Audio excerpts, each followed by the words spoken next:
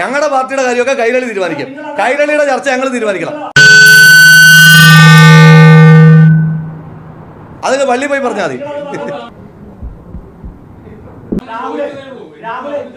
അപ്പൊ നിങ്ങൾക്കൊരു വാർത്തയായി.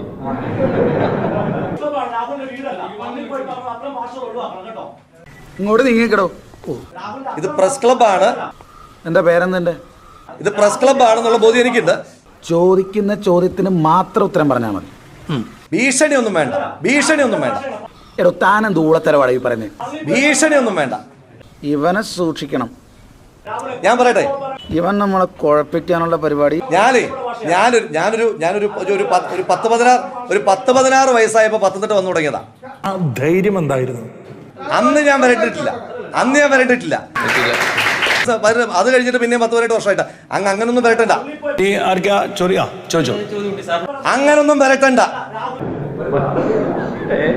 അങ്ങനൊന്നും വരട്ടണ്ട. ഇവനിതിൽ എന്തോ കൈയുണ്ട്. വരട്ടണ്ട. കൈ വെച്ചിരുന്നാ മതി.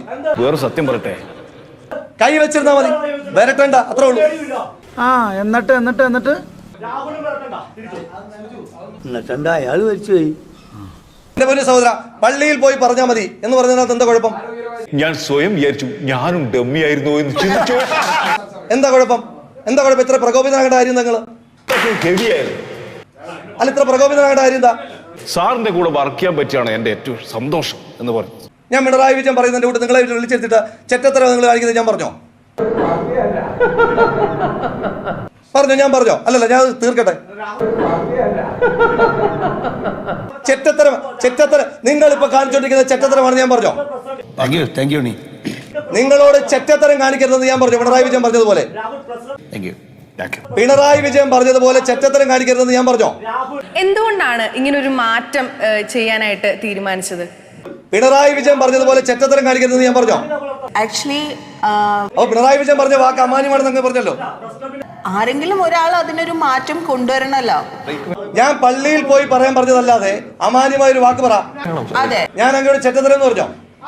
അപ്പൊ അത് എങ്ങനെ വർക്ക്ഔട്ട് ആവൂന്നൊക്കെ ഉള്ള ഒരുപാട് ചർച്ചകൾ വന്നു അല്ലേ സാറേ? ഞാൻ അങ്ങോട്ട് ചെറ്റത്തരം എന്ന് പറഞ്ഞോ? അങ്ങ് ഇപ്പൊ കാണിച്ചുകൊണ്ടിരിക്കുന്ന ചെറ്റത്തരമാണ്, മാധ്യമ പ്രവർത്തനമല്ല എന്ന് ഞാൻ പറഞ്ഞോ? ഇത് ഞാൻ ചിന്തിച്ചു. എന്ത് പ്രകോപനം ഞാൻ ഉണ്ടാക്കിയത്? അങ്ങാണ് കുറെ നേരമായിട്ട് പ്രകോപനം ഉണ്ടാക്കിയത്. അങ്ങാണ് കുറെ നേരമായിട്ട് വരട്ടിക്കൊണ്ടിരിക്കുന്നത്. ആ വരട്ടലൊക്കെ 8 മടക്കി കൈ വെച്ചാൽ മതി. കാണുമ്പോൾ നിങ്ങൾക്ക് മനസ്സിലാവും ഇനിയുള്ള യക്ഷികളൊക്കെ ചോപ്പ് സാരി ആയിരിക്കും.